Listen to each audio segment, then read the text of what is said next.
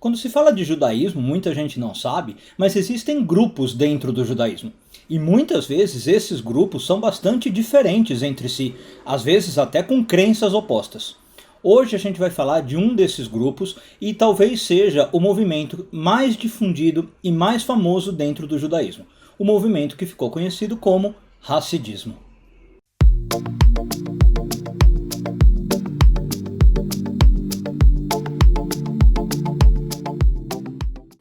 O Hassidismo é um movimento relativamente moderno no judaísmo. Se você pensar, o judaísmo tem pelo menos 1500 anos de história e o Hassidismo nasceu apenas no século XVIII, na região da Ucrânia. Como a gente já falou, o fundador do Hassidismo é considerado o Baal Shem Tov, que aliás eu lancei um vídeo sobre isso recentemente, vou deixar o link aqui, caso você queira ver, é só clicar e conhecer um pouquinho sobre a história dele. Apesar do Hassidismo ter nascido na Ucrânia e, portanto, ali na região do leste europeu, né, o primeiro movimento de influência dele foi lá, mas hoje ele é um movimento muito mais forte nos Estados Unidos e em Israel. E, apesar disso, ele é um movimento bastante difundido em todos os lugares do mundo. Então, inclusive no Brasil, você encontra um número relativamente grande de hassídicos. Bom, o hassidismo surgiu mais ou menos como uma reação ao judaísmo que se estava instalando, ou que já era a moda, no leste europeu. Qual era esse judaísmo? Era um judaísmo que a gente pode chamar de muito erudito, muito dedicado ao estudo e muito focado no Talmud. Então você tinha grandes sábios e grandes gênios do Talmud, e, portanto, esse judaísmo estava se tornando, por natureza, um pouco elitista e um pouco segregado da população mais simples, que muitas vezes não tinha tempo, dinheiro ou até capacidade intelectual mesmo para se tornar um grande erudito, um grande gênio do Talmud. Então o hassidismo surge como uma tentativa de mandar esse judaísmo, ou conectar esse judaísmo, inclusive com a população mais simples. Não é à toa que uma das grandes valorizações do hassidismo, é a naturalidade e a simplicidade no serviço a Deus, né? O hassidismo vem falando assim, olha, você não precisa de grandes rebuscamentos, né, ou de grandes erudições. Você pode servir a Deus com a sua vida simples e com a sua vida normal e cotidiana. Aliás, é daí que vem a ideia do nome do movimento. Vamos falar um pouquinho disso. O movimento se chama Hassidismo, de uma palavra hebraica que é Hassid. Mas aqui aconteceu uma troca de significado que é importante a gente entender. Esse termo Hassid, né, para se referir a uma pessoa, já é bastante antigo no judaísmo. Ele é usado, por exemplo, no Talmud. Mas no Talmud ele se referia a pessoas que se dedicavam com muito vigor e com muito afinco a cumprir as leis. Só que mais do que isso, cumprir as leis, todos os rabinos ali cumpriam. A ideia era que, além de cumprir as leis, um Hassid ele se preocupava em fazer atos de bondade. Essa é a origem do nome. Vem de uma palavra, por exemplo, se você conhece Kabbalah, Hesed, né, uma sefirá da árvore da vida, que é a bondade. Então, na época do Talmud, o Hassid era um homem, de novo, preocupado em cumprir a lei no rigor da lei, à risca, mas também fazer atos de bondade. Aí, quando isso chega no século XVIII, como a gente falou, na época do hassidismo, ele ganhou novas acepções, tá? E, inclusive, por causa dessas novas acepções, houve algumas críticas. Quais foram essas novas acepções, como a gente estava falando? Hassid passou a representar uma pessoa que cumpria a lei de maneira simples, como a gente acabou de dizer, sem erudição. Era uma pessoa que estava preocupada em se conectar com Deus, mas ela às vezes não tinha todo o cabedal de estudo, né, todo o preparo intelectual. E quais foram as críticas que surgiram? Outros judeus, por exemplo, os talmudistas que a gente falou, olhavam para esses judeus racídicos e falavam: quem são vocês para se chamarem de Hassidim? Né? Por quê? Porque a origem do termo era de uma pessoa muito elevada, uma pessoa que cumpria a lei na minúcia. E aqui não era necessariamente o caso, eram pessoas que cumpriam o que elas podiam dentro da sua simplicidade. Como foi mencionado, considera-se hoje que o fundador do hassidismo tenha sido o Baal Shem Tov. Mas, na verdade, o próprio Baal Shem Tov nunca usou esse nome, tá? Ele nunca falou, estou fundando um movimento hassídico. Aliás, se você viu o vídeo que eu falei, né, o da semana passada, em que eu coloquei a biografia dele, e vou deixar o link de novo aqui, O Baal Shem Tov, na verdade, sequer escreveu nada. Ele nunca deixou os seus ensinamentos registrados. Que foi o que fez com que, quando ele morresse, surgissem muitas disputas entre os seus alunos para quem era, digamos, o mais fiel aos verdadeiros ensinamentos, né? Quem tinha uma linhagem corrente. Então, na verdade, a gente pode falar de Hassidismo dos alunos do Baal Shem Tov para frente, porque o Baal Shem Tov em si nunca tinha mencionado esse termo. Bom, e é justamente essas disputas que surgiram quando o Baal Shem Tov morreu, que fez com que o Hassidismo tenha um fenômeno muito curioso. Dentro do movimento hassídico, a gente tem vários subgrupos. Então eu falei no começo do vídeo que a gente tem os judeus, muita gente acha que é só uma coisa, né, o judaísmo, não é. Tem um grupo dentro que é o Hassidismo, e que, por exemplo, se opunha aos talmudistas, e agora a gente está falando que dentro do Hassidismo tem vários grupos. E muito curiosamente, esses grupos eles são chamados muitas vezes de linhagens hassídicas ou dinastias hassídicas. Por que esse termo linhagens ou dinastias? Porque eles funcionam mais ou menos como a nobreza monárquica europeia. Ele nasceu ali no leste europeu. Então, muitas vezes, a sucessão dos líderes dentro desses grupos é baseado em linhagem. Faleceu o pai, vem o filho, e aí por diante. Bom, dessas linhagens e dinastias, a gente tem várias, são mais de 70, tá? Para você ter uma ideia. Com facilidade, mais de 70. Mas a mais famosa delas é a dinastia Lubavitch. Então seria o Hassidismo Lubavitch, e que tem um apelido, por assim dizer. O Hassidismo Lubavitch ficou mais conhecido pelo nome Chabad. Chabad, na verdade, é uma sigla. São as iniciais de Chokhmah, Binah e Dat, que, se você conhece um pouquinho de Kabbalah, são 3 firotes da árvore da vida, né? Então o movimento Chabad é um movimento dentro do Hassidismo, embora existam outros, e que foca muito no estudo, na conexão com Deus, e daí a ideia até do nome Chokhmah, Binah e Dat, que são as firotes intelectuais da árvore da vida. Agora, voltando um pouquinho à questão das dinastias e das linhagens, né? Eu falei que você tem essa sucessão de pai para filho, e quem é o líder supremo, como se fosse o rei, né, dessa dinastia? É o rabino, né, claro, o estudioso, mas o rabino também ganha um novo nome dentro do Hassidismo. Geralmente você menciona o rabino pelo nome Rebbe.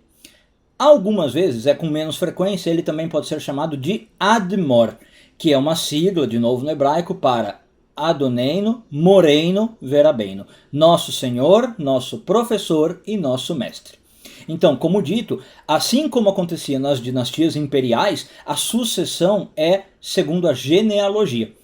Então, era muito comum um Rebbe, antes de morrer, já deixar indicado quem ia ser o seu sucessor, e na maioria das vezes esse sucessor era o seu primeiro filho, o primogênito.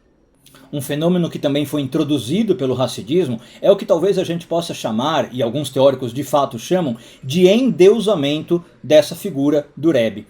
O Rebbe passa a ser uma figura muitas vezes considerada semidivina, um ser que estaria acima dos humanos normais e dos humanos mortais. Veja, no judaísmo sempre houve muito respeito pela figura do Rabi, né, do mestre, do professor. Mas nunca se considerou necessariamente esse Rabi como alguém mais divino do que eu, alguém com mais poder de acesso a Deus do que eu. E no Hassidismo começou a surgir sim essa ideia. Então realmente é como se fosse um endeusamento desse Rebbe, ou essa questão de ele se tornar uma figura semidivina. Uma outra questão interessante de a gente colocar é que o Hassidismo nasce, e se você viu de novo o vídeo do Baal Shem Tov, eu menciono isso lá, como um movimento de fortes tendências místicas, né? Por oposição, de novo, aos talmudistas, que eram um estudo, por exemplo, legalista e racional da lei. Agora, nesse sentido, é preciso tomar um cuidado. Muita gente acha que o Hassidismo é Kabbalah. Não é exatamente Kabbalah, tá? É um misticismo que já tem as suas ideias próprias. Então, muitas vezes eu vejo pessoas falando assim, eu li tal livro do Hassidismo e lá ensina Kabbalah. Não é exatamente Kabbalah, repito. É um misticismo, sim, mas já tem ideias que são próprias deste movimento, que surgiram do século XVIII em diante, e que não são tradicionais da Kabbalah. Um grande exemplo disso é um livro que você provavelmente já ouviu falar, chamado Tânia, né? O Tânia é um livro que ficou muito, muito famoso dentro do Hassidismo, é um livro místico por excelência, mas A Luz da Kabbalah é um livro que às vezes não tem sentido nenhum. Ele não é ligado a essa tradição mais antiga e realmente são ensinamentos dentro deste movimento específico chamado Hassidismo. E como não podia deixar de ser, é claro que eu queria ensinar para vocês quais são alguns dos principais ensinamentos do Hassidismo. De novo, só lembrando que a gente tem talvez uma dificuldade de fazer isso porque existem muitos grupos hassídicos e às vezes o que é ensinamento num grupo não é em outro, tá? Então eu tentei pegar os principais ensinamentos que a gente pode atribuir a sua origem ali no Baal Shem Tov, mas às vezes vai ter um subgrupo hassídico que não necessariamente dá esse enfoque que a gente vai falar aqui, tá? O primeiro ensinamento que se pode falar é: o Hassidismo trouxe muito a ideia de algo que se chama Dvekut em hebraico. O que é a Dvekut? O termo latino que os estudiosos de religião e misticismo usam é unio mística. Em português, uma união mística. Basicamente, é a ideia de que uma pessoa consegue se unir a Deus. Obviamente não de modo corpóreo, não de modo físico, mas a alma dessa pessoa consegue ter uma relação íntima e próxima com a alma de Deus. Então o Hassidismo vem com uma defesa de que isso é um estado elevadíssimo de existência, claro, mas que é totalmente acessível de certo modo. E como a gente falou, que mesmo uma pessoa simples, com uma vida normal, sem grande erudição, poderia chegar nesse estado de Dvekut. Então alguns grupos dentro do Hassidismo têm verdadeiros ensinos e estudos e práticas para se atingir essa Dvekut. Um segundo ponto que o Hassidismo traz muito forte em seus ensinamentos é a questão da alegria de viver. E principalmente a alegria em cumprir os mandamentos da Torá e seguir os preceitos religiosos. De novo, há alguns estudiosos que dizem que isso era um pouco uma reação ao judaísmo que vigorava quando o Hassidismo surgiu. Era um judaísmo muito circunspecto, de homens muito racionais, que às vezes viam até como algo negativo você se engajar em, por exemplo, riso, piadas, né? Ou uma leveza como uma música, um cantar e um dançar, que depois começaram a se tornar marcas dos hassídicos. Talvez você tenha essa imagem, né? É muito comum você ver encontros hassídicos que é basicamente uma festa. Eles comem, bebem, dançam, cantam, porque tem essa ideia da alegria ao servir a Deus. E essa alegria na vida em geral. Um terceiro ensinamento, que a gente já mencionou, é a própria bondade. O Hassidismo foca muito em tentar ser uma boa pessoa. E aí bondade quase que exclusivamente no sentido ajudar ao próximo, fazendo tudo o que eu puder para que o outro se sinta bem.